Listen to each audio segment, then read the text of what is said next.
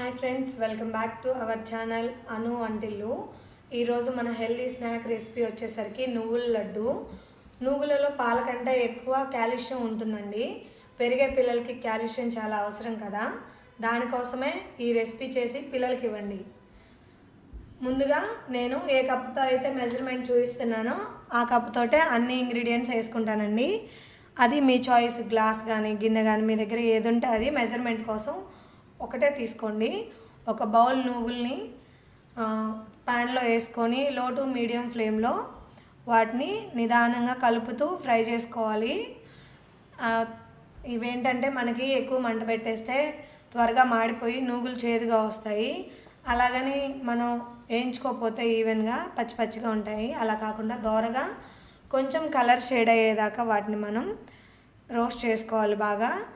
తర్వాత ఇందులోకి మనం కొబ్బరి తీసుకోవాలండి. సన్న ముక్కలు కట్ చేసుకొని తీసేసుకోవడమే. ఇంకా మిగతా ఇంగ్రీడియంట్స్ ఏవి మనం స్టవ్ పైన చేసేవి కాదు. చాలా ఈజీ రెసిపీ అండి. మనం వేయించుకున్న నువ్వులన్నీ చల్లగా అయిన తర్వాత మిక్సీ జార్లో వేసుకోవాలి. ఇవి ఏంటంటే మనం వేడి వేసామంటే హీట్ మీద మనకి ముద్దలాగా అయిపోతాయి. మరీ అంత ముద్దలా ఉండకూడదు, కొంచెం పలుకుగానే ఉండాలి. ఒక సగం చిప్పదాకా ఎండు కొబ్బరి వేసుకున్నానండి. ఏ కప్పుతో అయితే నువ్వులు వేసుకున్నానో అదే కప్పుతో తురిమిన బెల్లం తీసుకున్నాను. ఈ బెల్లం రెడ్గా ఉందంటే ఇది ఆర్గానిక్ బెల్లం అండి, అందుకే ఇలా ఉంది. తర్వాత కొంచెం ఇలాచీ పౌడర్ యాడ్ చేసుకున్నాను ఫ్లేవర్ కోసం. ఇలాచీ పౌడర్ నచ్చకపోతే స్కిప్ చేయొచ్చు. దాన్ని మనం మెత్తగా కాకుండా కొంచెం కోర్సుగా పలుకుగా ఉండేలాగా బ్లెండ్ చేసుకొని నువ్వులు ఉండలు చుట్టేసుకోవడమేనండి. ఇందులోకి మనం నెయ్యి కానీ పాకం కానీ ఏమీ పనిలేదు. జస్ట్ నువ్వులు ఒక్కటే రోస్ట్ చేసుకుంటే మిగతా అన్నీ రా మెటీరియల్సే వేసుకున్నాము, ఏవి కుక్ చేయలేదు. అస్సలు వంట రానోళ్ళు కూడా ఈజీగా కుక్ చేసుకొని ఇంట్లో వాళ్ళకి పెట్టచ్చండి.